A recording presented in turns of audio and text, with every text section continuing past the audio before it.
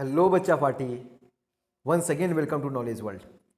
तो बच्चों, अभी तक हम इलेक्ट्रोस्टैटिक में एनसीईआरटी के अकॉर्डिंग जो फर्स्ट चैप्टर है हमारा electric charges and electric fields, वहाँ पे क्वेश्चन नंबर 1 से क्वेश्चन नंबर 18 तक कर चुके हैं। अब आज हम करेंगे क्वेश्चन नंबर 19। अच्छा, एक और चीज़ है बच्चों कि अगर आपको किसी भी क्वेश्चन में कोई प्रॉब्लम हो रही है या फिर कुछ और तरीके के न्यूमेरिकल सॉल्व करना है तो आप कमेंट कीजिए। मैं हर एक तरह के न्यूमेरिकल सॉल्व कराऊंगा, आपकी हर संभव मैं मदद करूंगा, हर एक कॉन्सेप्ट में या फिर न्यूमेरिकल्स में हर एक तरह से मैं आपकी मदद करूंगा। बस आपको करना है कि एक कमेंट करना है बस, और बोलना है कि सर मुझे ये चीज़ समझा दो, मुझे ये समझ नहीं आ रहा है। मैं तुरंत उस चीज़ पे लेसन अपलोड करूंगा और आपको समझाने की कोशिश करूंगा। हाँ, ये सब बिल्कुल फ्री में है, इसके कोई चार्जेस नहीं, आपको भी पता है। ओके, तो चलिए आज क्वेश्चन हम सॉल्व करते हैं। क्वेश्चन नंबर 19 है हमारा। A point charge of 2 microcoulomb is at a center of cubic Gaussian surface 9.0 centimeter on each. What is the net electric flux through the surface? एक क्यूबिक सरफेस है, cube. चलो हम एक cube draw करते हैं, एकदम कॉन्सेप्ट के साथ समझना, आराम से, कोई जल्दी नहीं है, बिल्कुल आराम से कॉन्सेप्ट के साथ समझना है। ओके, यहाँ पे एक एज पे 9 सेंटीमीटर क्वेश्चन में दिया हुआ है कि cubic gaussian surface 9 centimetre on edge पे कितना चार्ज है। जो मैंने ड्रॉ किया वहाँ पे 2 माइक्रोकूलम चार्ज है। ठीक है, तो हमें इलेक्ट्रिक फ्लक्स फाइंड करना है थ्रू द सरफेस।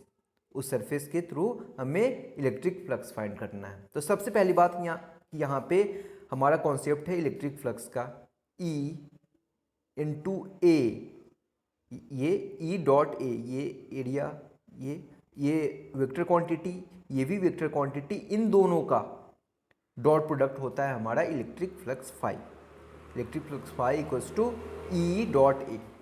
अच्छा, यहाँ पे एक चीज़ इंपॉर्टेंट है कि ई यानी कि इलेक्ट्रिक फील्ड का डायरेक्शन तो हम आराम से बड़ी आसानी से जान जाते हैं।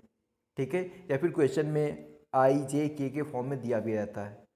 एरिया का डायरेक्शन जानने में हमें दिक्कत होती है, तो इस चीज़ को मैं अभी आपको डिस्कस करूँगा। इस यहाँ पे एक सिलेंडर है हमारा, ये एक हमारा सिलेंड्रिकल फॉर्म है। अब देखो, इसके 3 सरफेसेस है, ये सरफेस और ये सरफेस, 3 सरफेसेस हैं। अब यहाँ पे एरिया वेक्टर यानी कि एरिया का डायरेक्शन होता है, अगर ये सरफेस है तो इसके आउटवर्ड परपेंडिकुलर, ये इस सरफेस के आउटवर्ड परपेंडिकुलर।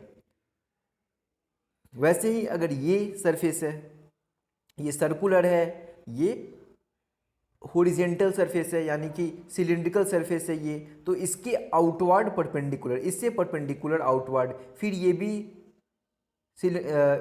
सर्कुलर सरफेस है तो इससे आउटवर्ड परपेंडिकुलर इसका डायरेक्शन होता है। तो हमेशा एरिया जो सरफेस है उसके आउटवर्ड परपेंडिकुलर, हर एक कोई भी सरफेस हो, ये मैं दिखाया सिलेंडर का, लेकिन दूसरे भी कोई फिगर दिया हुआ है तो वहाँ भी एरिया हमेशा आउटवर्ड परपेंडिकुलर होगा। ओके, तो यहाँ पे क्या है कि हमें electric flux E dot A होता है, तो यहाँ पे E और A और साथ में डॉट प्रोडक्ट में आता क्या है, ई ए कॉस थीटा, हम जानते हैं। तो ई ए कॉस थीटा में थीटा क्या होता है, इलेक्ट्रिक फील्ड और एरिया के बीच का एंगल। ओके, अगर इलेक्ट्रिक फील्ड ऐसे है और एरिया हम ये वाला फाइंड कर रहे हैं तो यहाँ पे जो एंगल बना वो इलेक्ट्रिक फील्ड, इसे थीटा लेंगे हम। तो ऐसे हम फाइंड करते हैं इलेक्ट्रिक फ्लक्स। और इलेक्ट्रिक फ्लक्स फाइंड करने का एक फॉर्मूला होता है जो हम पहले डिस्कस कर चुके हैं। वो क्या है, phi net equals to Q by epsilon naught, यानी कि electric flux net equals to Q by epsilon naught. Epsilon naught क्या है, परमिटिविटी इन फ्री स्पेस, यानी कि वैक्यूम में परमिटिविटी कितनी होती है इसका वैल्यू हम पहले डिस्कस कर चुके हैं, वो होता है 8.85 इंटू 10⁻⁻12 और इसका यूनिट होता है per newton coulomb square per metre square. Okay, charge question में दिया हुआ है 2 माइक्रो कूलम, तो 2 इंटू 10⁻⁻6 कूलम। तो यहाँ पे इलेक्ट्रिक फ्लक्स नेट जो होगा हमारा क्या होगा, चार्ज बाई एप्सिलॉन नॉट। तो चार्ज का वैल्यू है 2 इंटू 10⁻⁻6 बाई एप्सिलॉन नॉट का वैल्यू होता है 8.85 इंटू 10⁻⁻12। तो यहाँ से इलेक्ट्रिक फ्लक्स का हमारा नेट वैल्यू आया 2.26 इंटू 10⁻⁻5 न्यूटन मीटर स्क्वायर पर कूलम। ये हमारा यूनिट होता है इलेक्ट्रिक फ्लक्स का, न्यूटन मीटर स्क्वायर पर कूलम। तो इस ढंग से इस क्वेश्चन को देखो, इस क्वेश्चन में समझने का बस यही था कि ये electric flux equals to Q by epsilon naught, बस यही था। लेकिन इसके साथ इंपॉर्टेंट क्या है कि हमें इलेक्ट्रिक फ्लक्स प्रैक्टिकली समझना है, और वो क्या होता है मैं पहले भी डिस्कस कर चुका हूं कि अगर चलो इस बार हम स्फेरिकल सरफेस ड्रॉ करते हैं। अगर कोई स्फीयर है, ठीक है, इसके अंदर कोई चार्ज क्यू है, तो इसके अंदर चार्ज के होने के कारण एक इलेक्ट्रिक फील्ड क्रिएट होता है। तो किसी इनक्लोज्ड सरफेस पे, किसी इनक्लोज्ड एरिया में इलेक्ट्रिक फील्ड कितना है, इसका वैल्यू होता है इलेक्ट्रिक फ्लक्स। वही हम डिस्कस कर रहे थे, E A cos थीटा, यानी कि इलेक्ट्रिक फील्ड और कितना एरिया है। देखो हर चीज फॉर्मूले से पता चल रहा है, इलेक्ट्रिक फील्ड, एरिया और कॉस थीटा। ओके, तो ये हमें समझना जरूरी है। इसके बाद इसी तरह का एक और क्वेश्चन है, क्वेश्चन नंबर 20। क्वेश्चन हमारा, a point charge causes an electric flux of -1.0 into 10⁻³ Newton meter square per coulomb to pass through a spherical Gaussian surface of 10 centimeter radius centered on the charge। एक Gaussian surface कैसा है, spherical है, एक spherical Gaussian surface है हमारा। चलो हम draw कर लिए, ये स्फीयर है, यहाँ पे सेंटर है और हमारा चार्ज सेंटर पे है, और इस चार्ज के कारण इलेक्ट्रिक फ्लक्स है -1.0 इंटू 10⁻³ न्यूटन मीटर स्क्वायर पर कूलम। ओके, इसका रेडियस दिया हुआ है 10 सेंटीमीटर और चार्ज हमारा यहाँ पे एकदम सेंटर पे है। ओके, तो अब हमसे पूछा गया है कि if the radius of the gaussian surface were doubled, अगर इस गॉसियन सरफेस यानी कि जो स्फीयर मैंने अभी ड्रॉ किया था, उस स्फीयर गॉसियन सरफेस का अगर रेडियस को डबल कर दिया जाए, then how much flux would pass through the surface. तो उस गॉसियन सरफेस जो है वहां से कितना फ्लक्स पास करेगा, ये पार्ट ए है।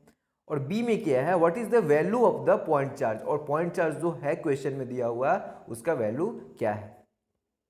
तो हम जानते हैं कि इलेक्ट्रिक फ्लक्स क्या होता है, किसी भी इनक्लोज सरफेस में electric field E A cos theta. तो यहाँ पे चार्ज है तो वो इंडिपेंडेंट होता है इसके सेफ साइड से। Electric flux only depends on the net charge, ये ओनली नेट चार्ज पे डिपेंड करता है। ऐसे भी हम जानते हैं electric flux equals to Q by epsilon naught. तो यहाँ पे किस चीज़ पे डिपेंड कर रहा है, ये नेट चार्ज पे, कितना चार्ज इलेक्ट्रिक फील्ड यानी कि कितना चार्ज इलेक्ट्रिक फील्ड क्रिएट कर रहा है, या फिर कोई इनक्लोज सरफेस है, इनक्लोज्ड एरिया है, तो उसमें कितना चार्ज है, ये नेट चार्ज पे डिपेंड करता है। Electric flux depends upon the net charge, और सिर्फ वो नेट चार्ज पे ही डिपेंड करता है, इसके अलावा वो साइज पे डिपेंड नहीं करता। It does not depend on the size of the body, ये चीज़ मैंने अभी आपको बताया।